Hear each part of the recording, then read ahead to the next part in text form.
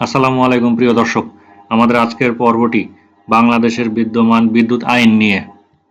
বাংলাদেশের সর্বশেষ বিদ্যুৎ আইনটি 2018 সালে প্রণীত হয় এবং এটি বিদ্যুৎ আইন 2018 নামে বর্তমানে পরিচিত। বিদ্যুৎ আইন 2018 মূলত বিদ্যুৎ উৎপাদন, সঞ্চালন, সরবরাহ ও বিতরণ খাতকে আধুনিকীকরণ, স্বচ্ছতা ও জবাবদিহিতা নিশ্চিত করার জন্য প্রণীত। এটি পুরনো ইলেকট্রিসিটি অ্যাক্ট 1910 রহিত করে নতুন কাঠামো তৈরি করেছে। এই আইন প্রণয়নের উদ্দেশ্য ছিল বিদ্যুৎ খাতের উন্নয়ন এবং সংস্কার সাধন, ক্রমবর্ধমান বিদ্যুৎ চাহিদা পূরণ, গ্রাহক সেবার মান উন্নয়ন এবং পুরনো আইন রহিত করে আধুনিক আইন প্রণয়ন করা। এই ইলেকট্রিসিটি অ্যাক্টের মাধ্যমে ইন্ডিপেন্ডেন্ট সিস্টেম অপারেটর বা আইএসও প্রতিষ্ঠা করা হয়েছে, যা বিদ্যুৎ উৎপাদন এবং সঞ্চালন কার্যক্রম সমন্বয় করবে। এছাড়া বিদ্যুৎ উৎপাদন, সঞ্চালন এবং বিতরণে দক্ষতা বৃদ্ধির জন্য নতুন নীতিমালা প্রণয়ন করা হয়েছে। এই আইনে বিদ্যুৎ লাইন, প্ল্যান্ট পরিবর্তন এবং ভূগর্ভস্থ পাইপ বা নর্দমার কাছাকাছি বিদ্যুৎ সরবরাহ লাইন স্থাপনের নিয়মাবলী নির্ধারণ করা হয়েছে। বিদ্যুৎ অবকাঠামো নির্মাণের নিরাপত্তা এবং মান বজায় রাখার নির্দেশনা দেওয়া হয়েছে। বিদ্যুৎ খাতের জবাবদিহিতা এবং স্বচ্ছতা নিশ্চিত করার জন্য জোর দেওয়া হয়েছে। এই আইনের আওতায় বিদ্যুৎ উৎপাদন, সঞ্চালন এবং বিতরণ ব্যবস্থার সাথে জড়িত প্রতিষ্ঠানগুলোকে লাইসেন্সি নামে অভিহিত করা হয়েছে।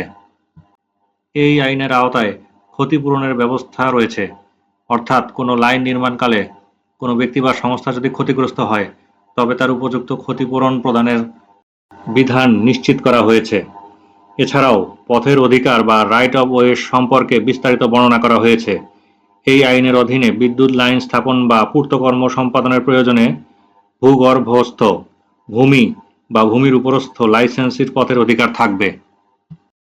ভূমি অধিগ্রহণের বিষয়ে বলা হয়েছে, লাইসেন্সি কর্তৃক বিদ্যুৎ কেন্দ্র বা উপকেন্দ্র স্থাপনের জন্য কোনো ভূমি অধিগ্রহণের প্রয়োজন হলে তা জনস্বার্থে প্রয়োজন বলে বিবেচিত হবে এবং ভূমি অধিগ্রহণের ক্ষেত্রে প্রচলিত আইন এবং বিধিবিধান অনুসরণ করতে হবে। এই আইনের আওতায় একজন প্রধান বিদ্যুৎ পরিদর্শক এবং প্রয়োজনীয় সংখ্যক বিদ্যুৎ পরিদর্শক নিয়োগের বিষয়ে বলা হয়েছে। এই আইনের আওতায় বিদ্যুৎ চুরির দণ্ড নির্ধারণ করা হয়েছে। কোনো ব্যক্তি বাসগৃহ বা কোনো স্থানে ব্যবহারের উদ্দেশ্যে বিদ্যুৎ চুরি করলে অনধিক 3 বছর কারাদণ্ড অথবা চুরিকৃত বিদ্যুতের মূল্যের দ্বিগুণ অথবা 50,000 টাকা অর্থদণ্ড অথবা উভয় দণ্ডে দণ্ডনীয় হবে। আর শিল্পক্ষেত্রে কোনো ব্যক্তি শিল্প ও বাণিজ্যিক ব্যবহারের উদ্দেশ্যে বিদ্যুৎ চুরি করলে অনধিক 3 বছর কারাদণ্ড অথবা চুরিকৃত বিদ্যুতের মূল্যের দ্বিগুণ অথবা 5 লক্ষ টাকা অর্থদণ্ড অথবা উভয় দণ্ডে দণ্ডনীয় হবে। এর বাহিরে বিদ্যুৎ অপচয়ের জন্য দণ্ডের বিধান রয়েছে। বৈদ্যুতিক যন্ত্রপাতি চুরি, অপসারণ বা বিনষ্ট করার জন্য দণ্ডের বিধান রয়েছে এবং চুরিকৃত মালামাল দখলে রাখার জন্যও দণ্ডের বিধান রয়েছে। বিদ্যুৎ আইনের বেশ কিছু ধারা এবং নিয়মাবলী সচেতন নাগরিক হিসেবে আমাদের সকলেরই জানা থাকা প্রয়োজন এবং এর বাহিরেও দুর্ঘটনা এড়ানোর জন্য বেশ কিছু বিষয়ে আমাদের সতর্ক থাকাটা অত্যন্ত জরুরি। বন্যার সময় দুর্ঘটনা এড়ানোর জন্য আমরা কেউ ইলেকট্রিক পোলের নিকটে যাব না, কারণ এ সময় ইলেকট্রিক পোলগুলো ইলেকট্রিফাইড হয়ে থাকার যথেষ্ট সম্ভাবনা থাকে। তাই বন্যা এবং ইমার্জেন্সির সময় ইলেকট্রিক পোল, ট্রান্সফরমার এবং ইলেকট্রিক টাওয়ার থেকে নিরাপদ দূরত্ব বজায় রাখা প্রয়োজন। আরেকটি বিষয় হলো, প্রায়শই লক্ষ্য করা যায়, বিশেষ করে পুরানো ঢাকা সহ বাংলাদেশের অধিকাংশ শহরে ওভারহেড হাই ভোল্টেজ ডিস্ট্রিবিউশন ট্রান্সফরমারের ঠিক নিচেই কিছু কিছু মানুষ দোকান পেতে বসেন। এটি অত্যন্ত বিপজ্জনক একটি প্র্যাকটিস, কারণ যে কোনো মুহূর্তে অগ্নিকাণ্ড ঘটার সম্ভাবনা থেকে যায়। এছাড়াও বাংলাদেশে আরও একটি ম্যাল প্র্যাকটিস বিশেষভাবে লক্ষ্য করা যায়।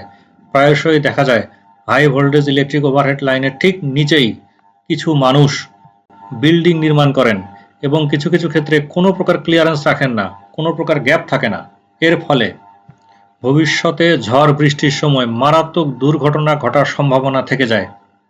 বিশেষ করে পুরানো ঢাকা সহ ঢাকার আশেপাশের বেশ কিছু এলাকায় এই প্র্যাকটিসটি লক্ষ্য করা যায়। নিজে সাবধান হন, সচেতন হন, অন্যথায় একটি ভুলে সারা জীবনের কান্না হতে পারে। অনেকেই তাদের ভবনগুলি এমনভাবে নির্মাণ করেন যে বিদ্যমান ইলেকট্রিক লাইন থেকে ভবনের নিরাপদ দূরত্ব বজায় রাখেন না। এর ফলে আপনার বাসাবাড়িতে যদি কোনো শিশু থাকে যারা প্রায়শই খেলতে গিয়ে ব্যালকনিতে চলে আসে, তারা ব্যালকনির মধ্য দিয়ে হাই ভোল্টেজ লাইনের সংস্পর্শে চলে আসতে পারে এবং এক্ষেত্রেও মারাত্মক দুর্ঘটনা ঘটার সম্ভাবনা তৈরি হয়। শিশুদের মাঝে সাধারণত এই বিষয়গুলোতে কোনো সেন্স থাকে না, তবে আপনি বড় হয়ে যদি এ ধরনের ননসেন্সের মতো কাজ করে থাকেন, তাহলে দুর্ঘটনার দায়-দায়িত্ব আপনাকেই বহন করতে হবে। প্রিয় দর্শক, এই বিষয়গুলোতে আমরা সবাই সচেতন হব। এতে জীবনের ঝুঁকি এবং জানমালের ঝুঁকি কমবে। নিরাপদ হোক আমাদের ভবিষ্যৎ প্রজন্ম এবং সচেতন হোক সমাজ। আজকের মতো এ পর্যন্তই। প্রকৌশলী আহসান।